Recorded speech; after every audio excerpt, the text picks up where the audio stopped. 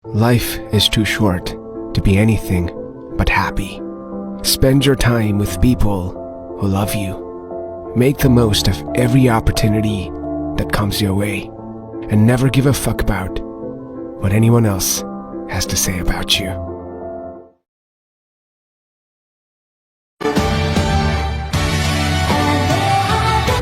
Isa lang ang buhay, hindi dalawa. Isang beses lamang po tayong dadaan sa daigdig na ito.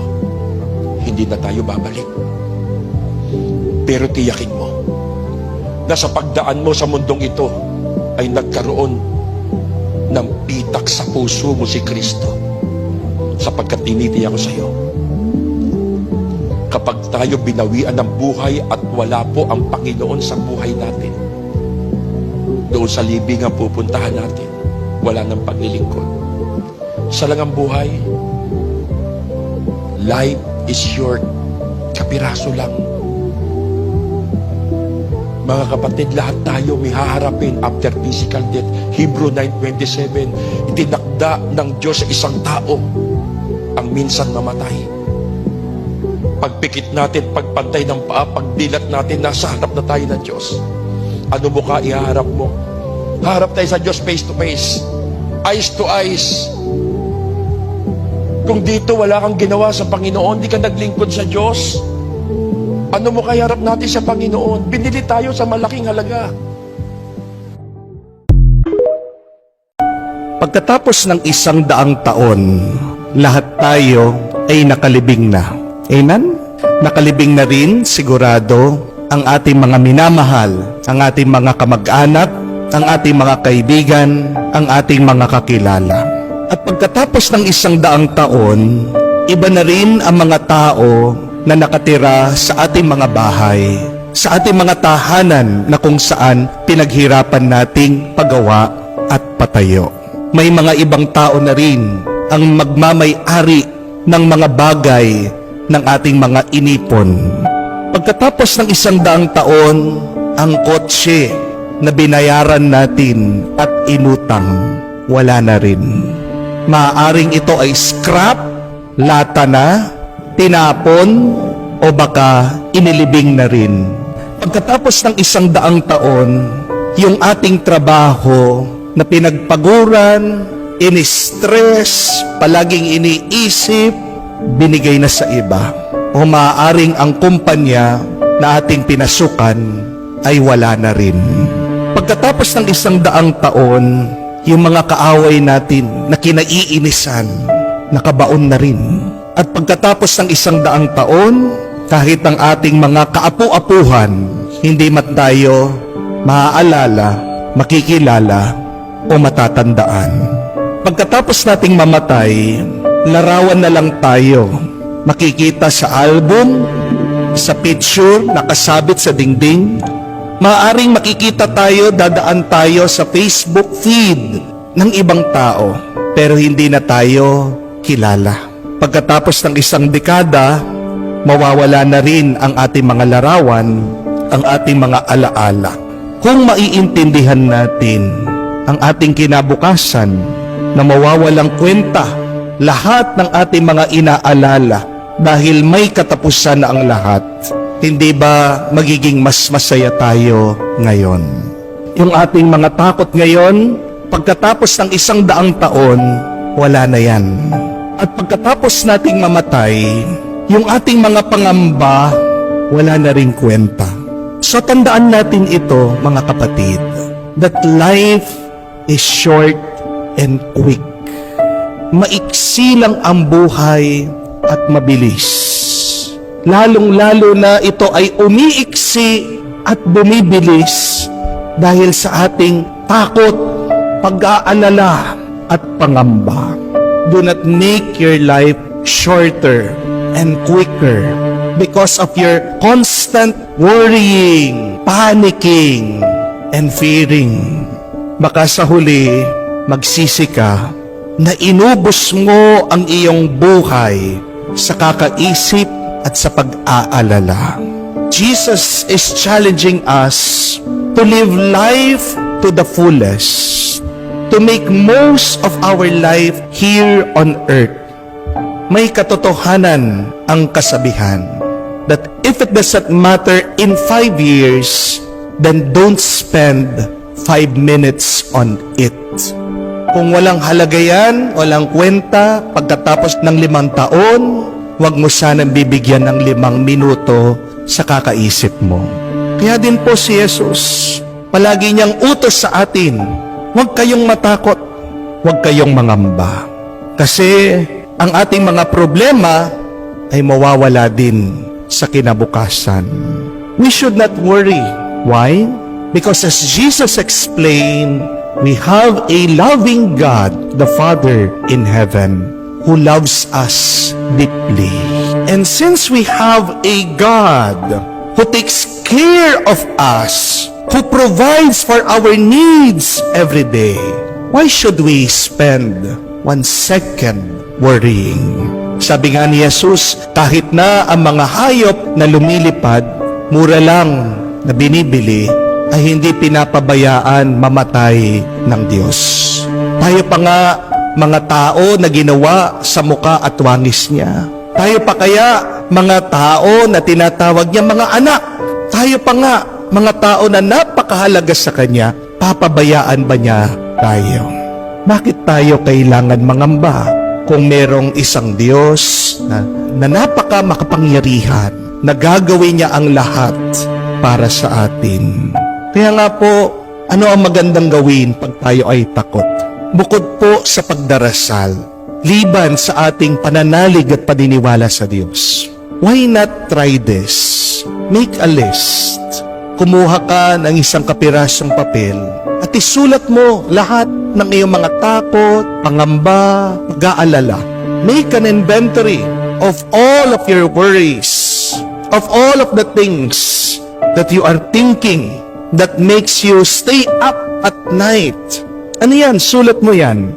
Utang mo, yung sakit mo, yung iyong mga anak, paano mo sila mapapatapos? O baka pati yung iyong mga apo, ikaw pa rin na nagtatrabaho para makakain sila, tinataguyod mo ang iyong mga kapatid, yung business, negosyo mo, o yung asawa mo. Ano man yan na palagi mong iniisip, na pinagpupuyatan mo, na kinakatakot mo, na mawala, masira, magkaroon ng problema, sulat mo lahat. And then ask, you read it. After 5, 10, or 100 years, will these things still matter? Will these people still be there? Nandoon pa rin ba mga bagay na ito na aking inaalala? Maaring pagkatapos po ng 5-10 taon, hindi na mahalaga yung ating inaalala dahil wala na yung problema. Ano ang mangyayari pagkatapos ng 100 taon? Sino pa sa atin na nandirito? Wala na. Nakabaon na tayong lahat. Kahit din ang iyong mga problema, kahit din ang iyong mga suliranin. Nandyan pa rin ba ang iyong mga pagsubok pagkatapos ng 100 taon? Di po ba? So, anong kinalulungkot mo? Kung alam mo sa kinabukasan, wala na yan. Kung pagkatapos ng 100 taon, wala na yan, nasaan naman ang ating mga kaluluwa? Hopefully, nasa Diyos, nasa langit. At ang tanong ko po sa inyo, nasa langit ka na, nandyan pa rin ba ang iyong problema? Di ba wala na? Kung pagkatapos mong mamatay, may problema ka pa rin, anong ibig sabihin? Wala ka sa langit. Nasaan ka? Nasa impyerno. Anong gagawin mo? Magdasal ka ngayon. Magpakadasal mo na maawa ang Diyos sa iyo para naman pagkatapos natin dito sa mundo, payapa na tayo. Amen? Ang Diyos na ang bahala sa atin. At sabihin natin yan araw-araw sa ating sarili pag tayo ay nagdadasal para mataboy, para mawala, para maalis ang ating mga pag-aalala. Diyos na ang bahala. At kung ang Diyos na ang bahala, bakit ka pa mababahala? Di ba dapat wala ka nang inaalala? Kung alam mo, malakas at makapangyarihan ang Diyos na tumutulong sa iyo. Do you want your worries to disappear? Then, allow God to worry about you. What should we worry in our life? Ang ating dapat inaalala sa ating buhay, simple lang. Paano ka maging masaya? Paano ka maging mabuti? Paano ka dapat magmahal sa iba? At paano mo dapat sundin at mahalin ang Diyos?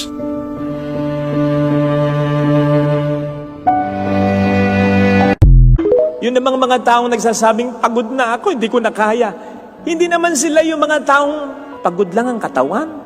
Sapagkat ang katawan, kahit lupay-pay yan, kahit may sakit pa yan, kahit hirap na yan, lalaban at lalaban pa rin yan. Magtatrabaho at magtatrabaho pa rin yan. Basta't inspired ang puso niyan, ang kalooban niyan. Kahit sino dito, mayroong pinagdaraanan. Yung iba sobrang mabibigat. Yung iba sobrang mabibigat na kung hindi lamang may takot sa Diyos, kung hindi lamang masamang magpakamatay, matagal nang kinitil ang kanilang sariling buhay. Mind you, maraming ganyan. Sigurado ko, ito yung mga taong na-encounter natin.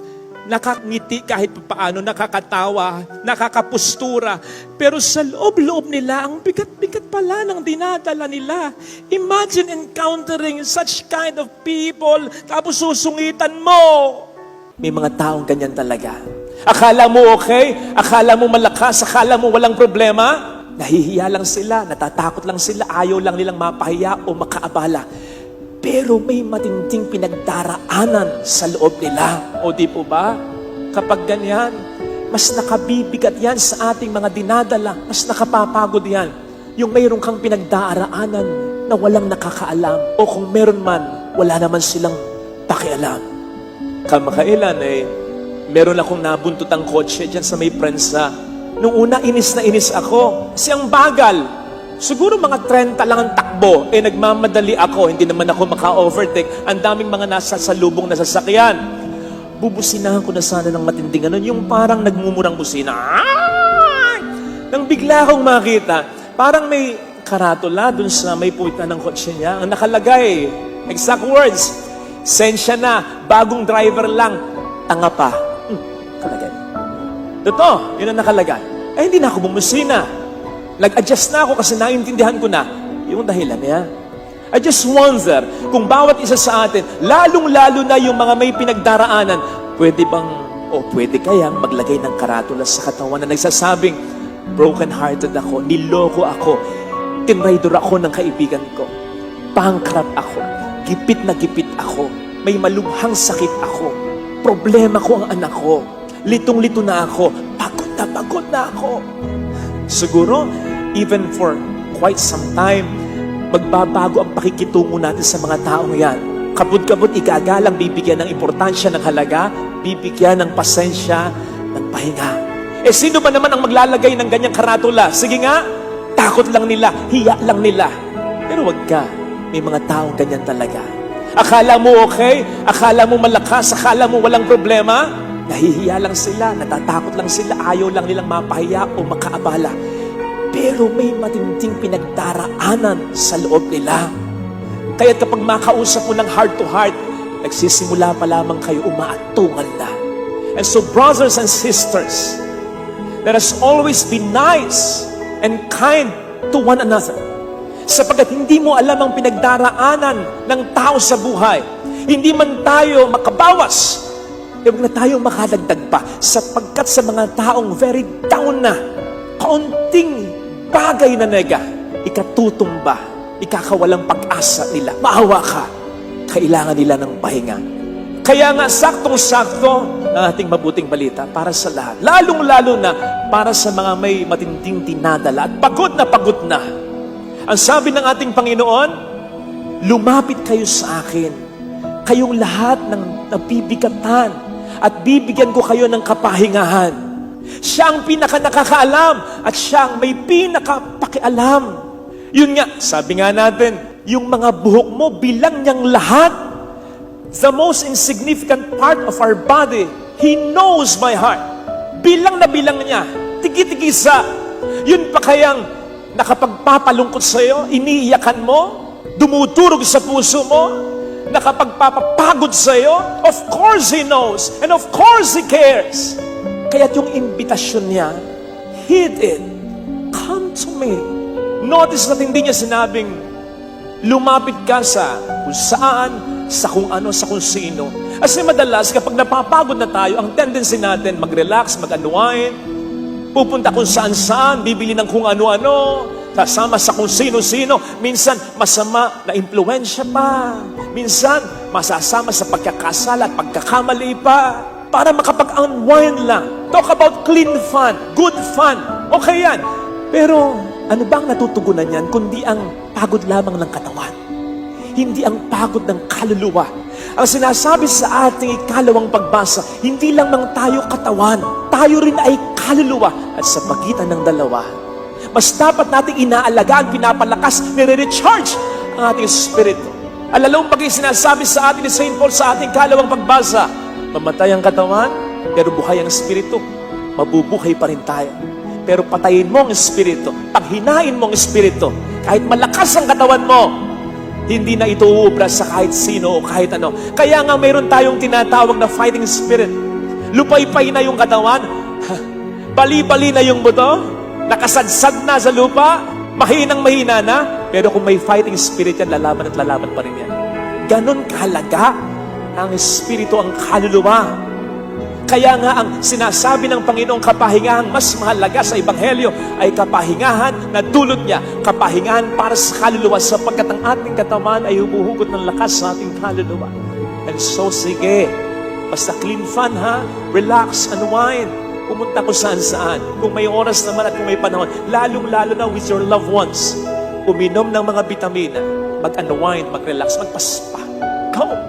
Pero wag mong kakalimutan ang laging pagdarasal at pagtawag sa Kanya. Huwag mong katatamaran ang banal na misa. Establish a deeper and stronger relationship with Jesus. Sapagkat yun ang idudulot niya sa iyong pahinga. Yun ang magbibigay sa iyo ng ibayo panggana para mas magsikap at mas sa buhay ay lumaban pa. Yun yung pahinga na sinasabi sa Biblia, ang Diyos ay nagpahinga. Pero yun ay matapos niyang likhain ang lahat at nakita niya na ito'y maganda. Yung nakita mo, yung pinagpaguran mo kahit paano may natapos na. Experience will tell us na ang pinaka nakapagpapapagod sa atin, yung paulit-ulit na lang, hindi na matapos ang problema. Sa negosyo, sa trabaho, sa pamilya. Diyan tayo gustong ipahinga ng Panginoon. Ano ang sabi ni Yahweh sa Isaiah 4 verse 2? Ang inyong mga sibat ay gagawin kong sudsod, ang inyong tabak ay gagawin kong karet. Saan ba ginagamit ang sibat at ang tabak? Hindi ba't sa pakikipaglaban, sa pakikipagdigmaan? Saan namang ginagamit ang karet at ang sudsod? Hindi ba't sa pag-aani or sa harvest time? Sinasabi kasi ng Diyos yan, hindi sa habang panahon makikipaglaban ka, mag-e-effort ka, maghihirap ka. Darating ang pagkakataon, naaani ka ng magandang resulta. Mapagtatapos mo pa rin ang mga anak mo, maaabot mo pa rin ang pangarap mo, maiayos mo rin ang buhay mo, ang pamilya mo, gagaling ka pa rin sa sakit mo, tituno pa rin ang anak mo, magbabago pa rin ang asawa mo. Darating ang pagkakataon na ganito, na meron kang magiging pahinga. Basta matuto ka sa Kanya, sa tama lang, sa totoo lang, sa mabuti lang. Lagi kong pinapayo, halimbawa sa isang kabiyak na gustong tulungan ang kanyang asawa sa pagtatrabaho, bagamat hindi po pwede kung minsan o hindi niya kaya for some reasons. Ang lagi kong sinasabi sa kanya ay, maging faithful ka. Iwas ka sa bisyo, iwas ka sa tukso, alagaan mo ang mga anak ninyo. Yun lang malaking tulong na sa mga anak. Yung magmahalan kayong magkakapatid, pagbutihin niyo ang pag-aaral ninyo. Iwas din kayo sa bisyo. Kung kayo maliliit pa, iligpit ang pinaghigan, pinagkainan. Huwag magdadabog kapag inuutusan. Huwag sasagot kapag pinagsasabi. Yun lang, pakalaking tulong na. Sa mga may karamdamang inaalagaan, yun lang, maging positibo lagi ang outlook ninyo. Yung inumin ninyo ang gamot ninyo sa oras. Iwasan ninyo yung mga pagkaing bawal sa inyo at iwasang magreklamo ng magreklamo. Yun lang, napakalaking tulong na. Yun lang, kamustahin mo yung nanay mo, yung asawa mo, yung tatay mo, yung anak mo, yung kapatid mo, na kailaki ng suporta sa pamilya ninyo. Okay ka pa ba? Baka may problema ka. Kaya pa ba? Baka gipit ka, huwag ka nang magbigay ngayon. May naipon naman ako kahit papaano. Bilhin mo naman yung gusto mo, huwag lamang puro kami. Isipin mo rin ang sarili mo, mag-relax ka. Kahit pabalat bunga lang, malaking bagay yun. Na binibigyan mo ng pataan yung nagsasakripisyo para sa inyong pamilya na pwede kang hindi magbigay ngayon. Pwede mong bilhin ang para sa'yo. Pwede mo rin isipin ang sarili mo na alam mo. If this is my last day on earth, and this is the last video that I upload, Jesus Christ is the truth. And you have to believe in him because he is real. I was encountered by Jesus and he changed my life. He forgave my sins and now I have an eternity with him in heaven. Now I know I can't convince you, I can't persuade you, I can't change you. I know that. But all I can do is point towards Jesus and be a living testimony to the death and the resurrection of Christ. I know especially some of my friends and my family, you guys don't take me seriously all the time because I like to goof around.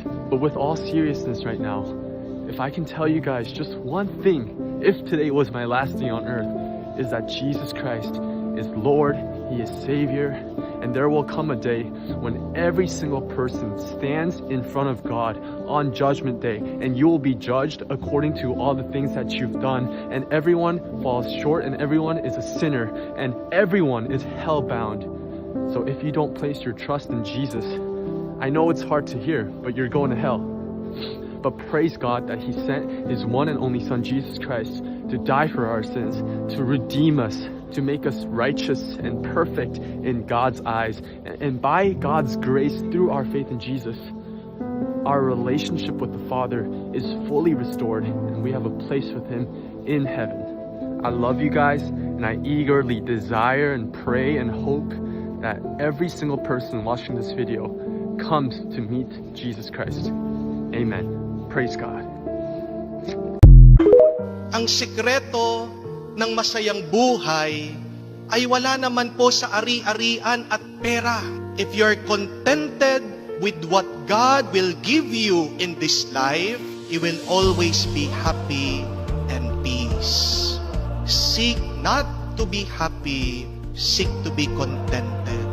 Dahil pag ikaw ay kontento sa buhay, ang saya mo magtatagal. Pero ang tuwa, panandalian lang yan. Ang tanong, how can we be contented? Paano ba tayo makukontento sa ating buhay? Dalawang bagay lang po. To be contented in your life, first, you have to have an achievable dream. But second, to be contented in your life, you have to have a blessing mindset. An achievable dream, isang pangarap na maaabot mo. A blessing mindset, isang pag-iisip na alam mo ikaw ay binibindisyon ng Diyos. Seek to have an achievable dream, isang pangarap na maaabot. Bakit napakarami po sa atin ang nadidisappoint, na frustrate o nadidepress sa buhay? Dalawang dahilan lang po. It's either they do not have a dream or they have an impossible dream. Hindi nila alam kung ano ang pangarap nila sa buhay o minsan meron po silang pangarap hindi naman makatotohanan. Tignan niyo po, bakit napakarami ang mga nalululong sa sugal, lalong-lalo na sa online sabong. Kasi pag nanalo na sila, hindi pa sila titigil. Hindi nila alam kung kailan yung tama na. They do not know when enough is enough. O kung alam man nila yon, kailan yung sapat na, napaka-imposible naman makuha. Gusto siguro nilang maging bilyonaryo sa pamamagitan ng online sabong. Na napaka-imposible. Hindi mo matatalo ang sabungan. Yun yung katotohanan. Pero hindi nila matanggap yun. Because they have an impossible dream. Kung wala kang panaginip o pangarap na maaabot, hindi ka magiging kontento at masaya sa iyong buhay. You have to ask yourself, what is enough for me? Ano ba yung sapat para sa akin? Is 1 million enough? Will that make you happy?